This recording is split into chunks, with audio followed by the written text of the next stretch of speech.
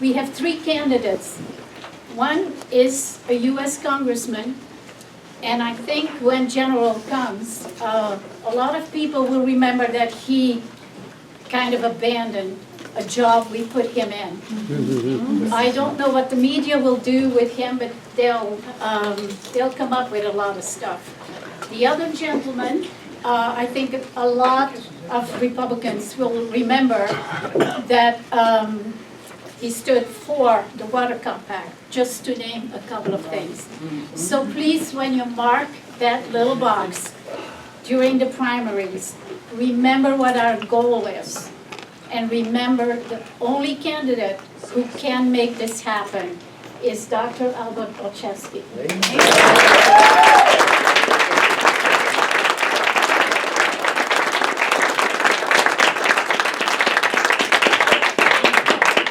I'm taking her on the road. Wow. Thank you for being here. You know, we talk, we have three things that we can share with others. Our time, our talent, and our treasure. And what I see here is, your time is your most valuable asset. And the fact that you're here with me today, with us today, I am truly honored. So yeah, it's Al Olszewski. Some of you say Ojetski, some of you say Olszewski. If Senator D. Brown was here today, she'd say Senator Oh So Sexy.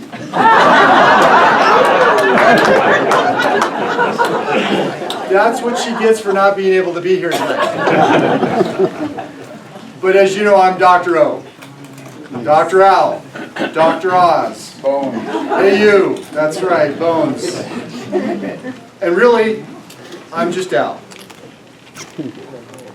You know me as an orthopedic surgeon, as a friend, as someone from church, someone from school. And a lot of you know me very well, but there's quite a few out there that don't know me at all. So real quick, who am I? I am an orthopedic surgeon. I have won the Best Orthopedic Surgeon Award 2 years in a row for the Flathead Valley. Thank you, everybody. But more importantly, I'm a boy from Great Falls, Montana, born and raised there. My family our roots are deep in central Montana. My grandparents and my great-grandparents were farmers and miners that homesteaded and helped build this state. I'm the oldest of 7 children. My dad's a floor layer. For 40 years he put in carpet, tile, linoleum. He learned the trade from his brother when he got back from the Army. My mom, a homemaker, but she became a nurse. When my sister, my 4th sibling, graduated from Carroll College as a nurse, my mom read the textbooks. And she said, I can do that. So with 3 kids left at school, at home, she went to the College of Great Falls and became an LPN. And worked a very successful career as a nurse in the Columbus hospital system, the benefit system. My family taught all the kids in my family 3 things. And it was repeated because their parents told them. Number 1, do your best. Number 2, honor this family. And number 3, they said, serve your community. So whether it was in church, whether it was through Boy Scouts, whether it was in the family helping your neighbor, whether it's shoveling a walk, mowing a lawn, or moving their cattle, that's what we did. We served. I joined the Air Force in 1984 when President Reagan said, and he had a call for us to fight the evil empire. I joined up, 2nd Lieutenant in the Air Force. But you know something? In the Air Force, in the military, they didn't teach me anything new than what my parents didn't teach me. But they reaffirmed duty, honor, and service. Duty, honor, and service. And that's what we're here for today. Why am I here? Why am I running for governor? Well, the truth is that I had a dozen state senators and representatives in January that came to me and they said, we want you to run for governor. We liked what you did in your last campaign. You ran a positive, message-filled is a message-based campaign. You were not negative with anybody. It was all about the message, and it was all about the people of the state. And number two, Olszewski, we trust you. We trust you that you're going to treat us as an equal partner if you're on the second floor as our governor. So we back you. We've listened to everybody else that's running. They've called us, they're asking for our endorsements, but we want you. That's why I'm here in front of you today. Running for what? For governor. For the governor. So, 5 really quick points. Number 1, we want a Republican governor in 2020. Yeah. Period. Point number 1. Point number 2. If Republicans drive the campaign to the issues, we win. In our state, people always ask, why is it that we're a conservative state, but we have Democrats as our state senators, our legislators, and our governor? It's because the Democrats know that if we can talk about the campaign and do it all about the issues, they lose. So point number 3, the Democrats will do everything they can to stay away from the issues in statewide campaigns, and they're going to run it for some other way. And what they've done, and they learned to do this very successfully against Senator Conrad Burns, they did something that is old as fires itself. They created a story where they made victims, us, Montanans, they created a hometown hero out of their candidate, but they turned a good, solid Republican senator into a villain. If you recall, in October, they dropped and accused a good man of being a crook, at a time when he couldn't defend himself, where there was no way to mount a defense. And you know what? He lost, only to be found innocent 3 months later after the general election. But that didn't matter to the Democrats. They won. What about in 2016, when we had a good candidate running against Governor Bullock? Same thing. They made their candidate the hero, and they villainized our candidate. A hero, a villain, and Montana's a victim. Well, I'm here to tell you, Montana's not a victim. And we're not villains. We're actually the champions of the people of Montana. So that's number 4.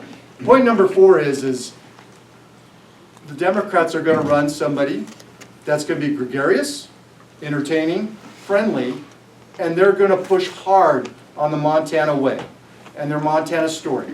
We have Mike Cooney, a lieutenant governor. Today, we have Whitney Williams, who comes from a long line of Democrats. It's a good, strong Montana family. And they're going to push the Montana story, and they're going to push the things that we fight for, grit. They're going to fight for working as hard as we can, and playing as hard as we can, and loving our state as much as we can. So, the next point, and the final point. If we want to win, if we want a Republican governor, we need a candidate that's going to be able to push through this issue of being a villain or a hero. I'm not going to be on my toes or on my heels. I'm going to be on my toes fighting for you. And we're going to make sure that when they say, well, my family homesteaded Montana. Hey, so did mine. Well, wait a minute. Well, but my family still runs the ranch that we had. Well, so's mine, in Judith Basin and in Blaine County. Well, but I fight for Montana. Yes, you do, but you fight for the Montana bureaucracy, you fight for government, you believe a government knows best in Montana, and I'm here to tell you that the people of Montana know best. That's right. And let's have that discussion, and let's drive it right to the issues. And that's how we win. And then point number 5, I am the candidate that can do that. Yes. I am the candidate that can do that. There's 3 candidates. They're all good men. We could have a couple of good women. I see 4 or 5 in here that should be running for governor. But they're smarter than that. But we right now have 3 good men. And there's nothing about that. They're patriots, they're Americans, and they're Montanans. But the other 2 have already been villainized. In their races, they have already been marked down as villains. And unfortunately, in their races before, they didn't fight back on those stories.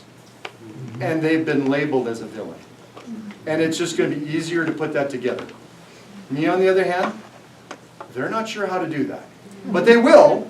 They'll find a way. But I'll be able to stand up and say, that's a bunch of bull-loney.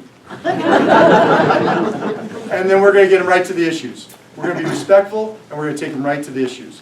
And we're going to say that Montanans live a better life when we fight for the essence of the Republican platform. And that is, live your life more free with less government. Right? Yes. That's more freedom with less of Helena and DC in your back pocket and on your shoulder. And I'll tell you, that's a winning story. And what Montanans want is that they feel isolated and that they are oppressed and they're beat upon by different factions, whether it's the federal government or the state government. And also, what I'm going to do as your candidate is that we're going to unite our state like our family. Because we are nothing much more than family and neighbors. And if we remember that, there's nothing that we can't do. So, I was in the Air Force, and there's a couple of things that, okay, they did teach me a number of things. Number 1 is that if you want to truly lead, you got to be ready and capable of making hard decisions and standing by them. But if you're going to make hard decisions that's best for the state or for your team or for your troops, you've got to be able to carry your troops with you. And that means you have to have the trust of your troops. Number 2, you need to lead by example. Number 3, you need to communicate the vision. And number 4, you need to know the mission. As Republicans, I've already said that our mission is to make sure that we live better lives through more freedom and less government. And we need to have a good storyteller to communicate that vision and push hard. And we can do that. So as somebody that can lead, I have 2 things really that we have to do. Number 1, first we have to unite our party. And unfortunately the other 2 candidates can't do that. In fact, part of their power base is because there are people that are never about the other candidate. But there's nobody that's never out. We've worked hard to be respectful across this entire party. Everybody in our party, whether you're from the Tea Party or you're a chamber Republican, you are a Republican. And we can't have a governor or a congressman or a senator or an attorney general or an auditor or secretary of state if we don't first remember we have to unite our party. E pluribus unum. Of many, one. How about this? United we stand, divided we fall. If we do not have a united party, we can't go to the next step. And I'm telling you right now, I'm the only one that can talk to everybody in our party with respect and can get them to buy in to the common goal. It's not about personality, it's about respect. I'm the only one of the 3 candidates that can do that. And if you don't have that, you can't go to the next part. Because if we're going to win, we have to win the hearts and the minds of the independent Montana voter. Remember, I said the hearts first. It's the hearts. Because Republicans, we're really good about the mind. We can give you talking points. We can talk about logic. We can talk about common sense. But if we can't win their heart, we don't win. And how do we do that? We drive them to the issues that are important to them. Look, 40% of the people in Montana are patriots, they're Americans, they love this state, they play hard, and they work hard, and then they play hard again. And we need to be able to reach out to them on the issues that are important. We're hearing it from the Democrats. Heck, they stole my talking points from January. Number one, affordable health care. There is nothing that's more expensive. Well, okay. Your health insurance is very expensive. Our taxes are even more expensive, aren't they? Yeah. Well, part of the reason is that there's an age-old saying. There's nothing more expensive in health care than free health care. And we are all paying our taxes for someone else to get free health care. If we want to make health care affordable, there's a number of things we can do, but we have to drive it back that the person who gets health care has to have responsibility in how to pay for it. I had a plan, I had a bill that got killed quickly by the Democrats, and it's as good today as it was in January. And this bill was simple. If you pay for your health insurance premium out of your own pocket, if you're paying post-tax dollars in Montana, if we all believe that health care is a service, not a right, not a privilege, it's a service that we can pay for, then you should have a refundable tax credit for your insurance premium. Up to what? To what we are willing to pay for Medicaid expansion. And for an adult that's healthy, that's $9,000 a year. That means if you're a couple in your 50s and the kids are out of the house, you should get an $18,000 tax credit, or up to cover your premium. Now, is that a giveaway? No. No. You know, I told you it's a service. But we as a people, e pluribus unum, can decide what's good for the people. What's a common good? Not a right, not a privilege, a good that's for us in common. And that's healthcare. Remember, electricity was not a service, it was a commodity. But our grandparents and great-grandparents said it was something that was in common for everybody. It should be a common good to bring people out of poverty. And so they made sure that it wasn't just the rich that had electricity. And we subsidized and we did everything we could to drive electricity out into the rural areas. And we made sure that if you couldn't afford it, we found a way for you to have electricity. And that probably was the single most important thing that they did to raise people out of poverty. Electricity. Because with electricity, you were warm. You had light. You could study, and with an education, you could pull yourself out of poverty. A common good. And that's what we need to shoot. We need a champion in the Republican Party that can state that. Because we're going to hear it very clear from the other side that free health care is what we have to give everybody. And that's socialism. When the government controls your health, you are slaves. And in Britain, fine.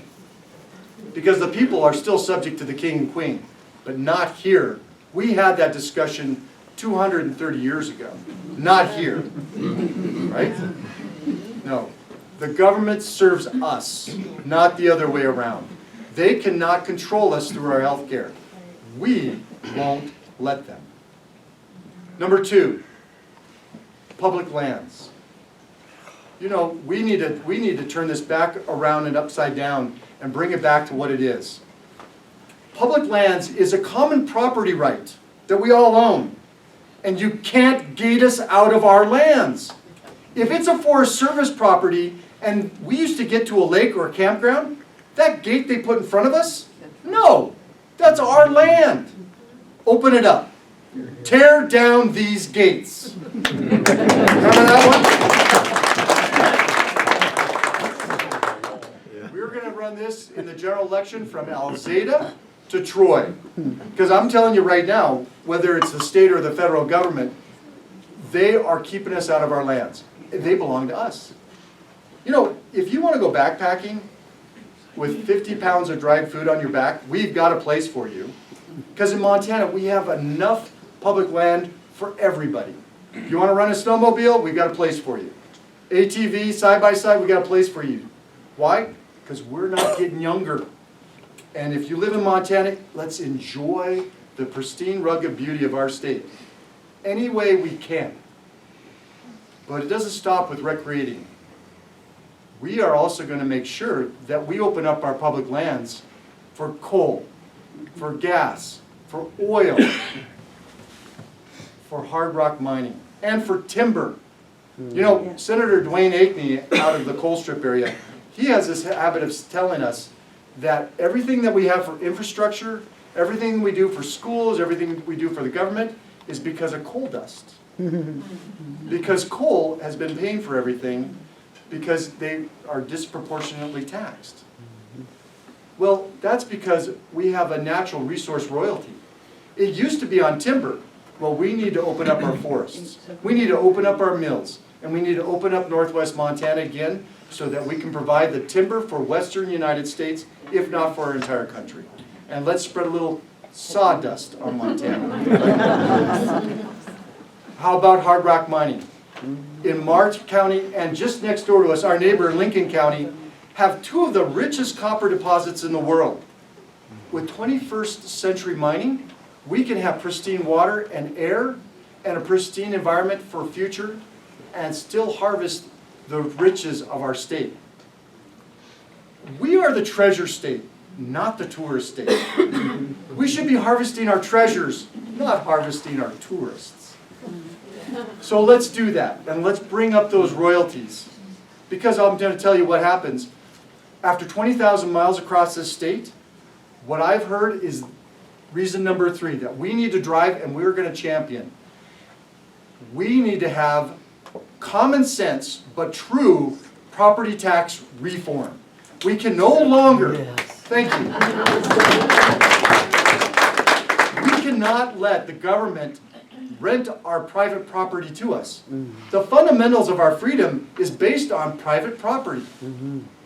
And in this state, I've heard time and time again, Doc, they're killing me. I have to choose between my copay for my medicine and paying for my property tax. I have to take money out of the reserves that I have for my kids' college or from my retirement so I can pay for my property tax. It's going up and up and up. And I'm going to have to leave this state and move to Idaho or Wyoming or, heaven forbid, the Dakotas. But they will, because you know what? They're proud and they're free.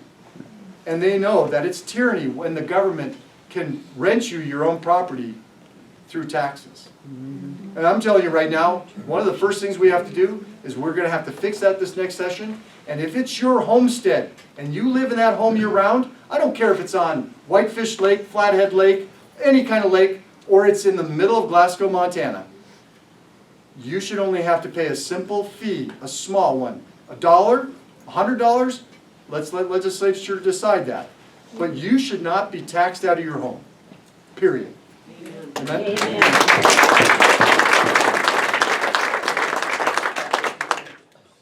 So here's the thing.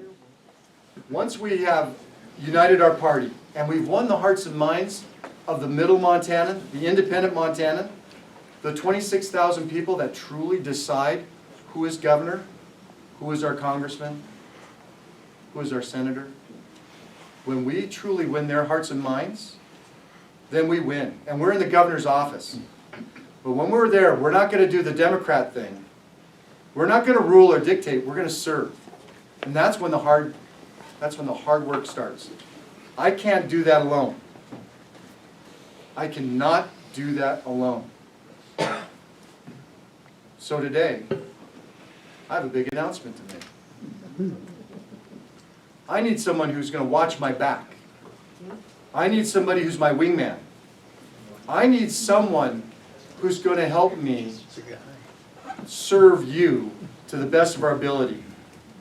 And this is a big state. So I've chosen a lieutenant governor, and today I'm going to introduce you to him. You know, it was not a political choice. He's from Miles City. Yeah. Miles Cowboy Country, huh? But more importantly, this is a man with a great heart. A man that's honest, a man who has integrity, and a man who has been to the best leadership school the world has ever seen. It's called the United States Marine Corps.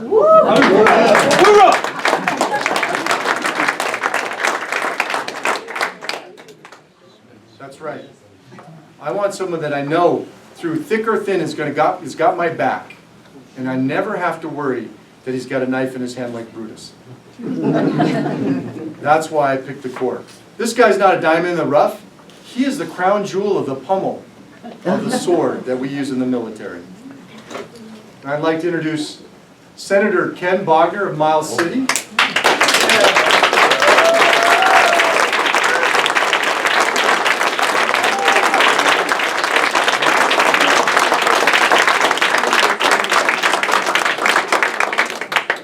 Not only is he a true leader, he's better looking, he's smarter, and he's That's going to take a lot of pressure off of me.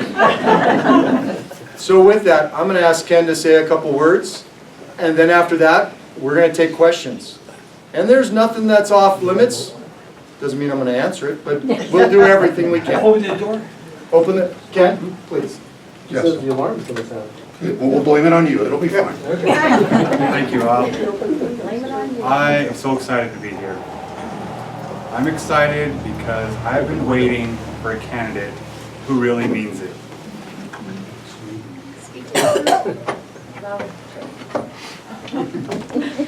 Someone who lives his conservative values and not just claims to have them. I'm excited because that candidate is Senator Olszewski.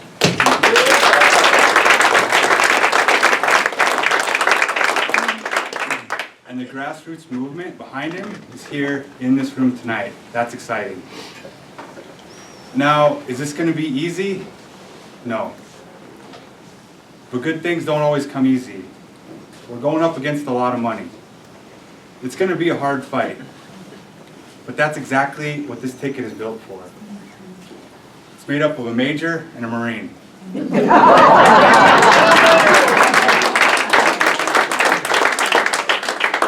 built for a fight. And if we're going into a battle, there's no one I'd rather have leading us than Al. Al is a true Montana leader.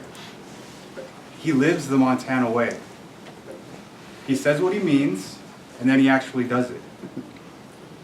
He believes in service to our country. He joined the Air Force. He believes in service to his community. He became a doctor. He believes in service to the people of Montana. So he became a senator. And there, he led the fight for pro-life, less government, and more individual freedoms. That's the Montana way. That's true Montana leadership. And that's what this campaign is about. So I'm excited to join it. I hope you will too. And let's win this thing together. Thank you.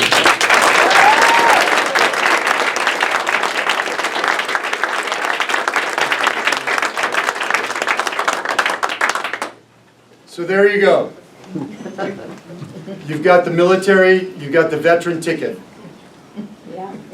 We're going to hold this state to the highest standard possible.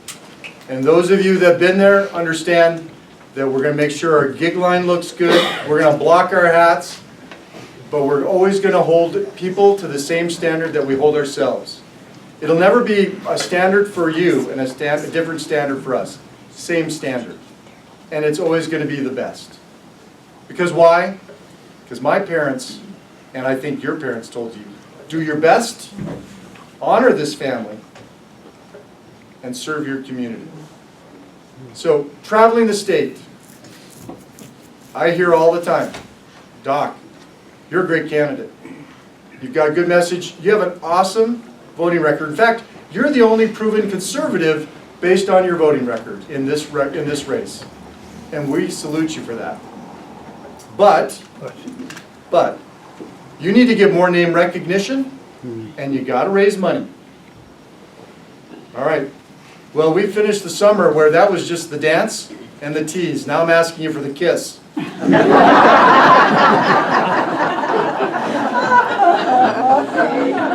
wife's laughing? That's good. You know, those problems are correctable, and you can help us with that. You know, I knew I was going to run against a millionaire backed by millionaires. I also knew that I was going to be running against a candidate that has the Montana lobbyists behind them because they want to be able to make deals and do stuff behind closed doors. They're not here today. You know, you're here today. You're the one that I want to dance with. the people of Montana, the Montanans, that work hard and play hard, pray hard. It's you.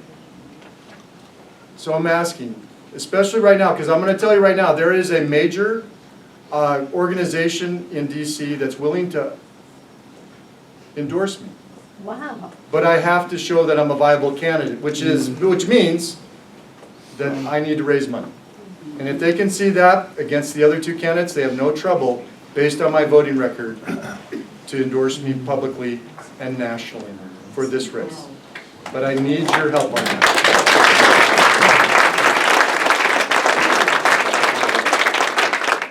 And that's just like everybody else, because nobody wants to stick their neck out unless you're really going to go the full direction and you've got the full faith and support of people behind you. And they only believe that by seeing, unfortunately, what a dollar sign looks like. So I'm asking if it's $20 or $50, or a couple of you, it could be the full $1,420. But regardless, what I would appreciate is just, just get your support. Prayers. Most powerful thing and gift you can give us. Right? Amen. Amen. Your time and talent. Because we're going to need to knock doors.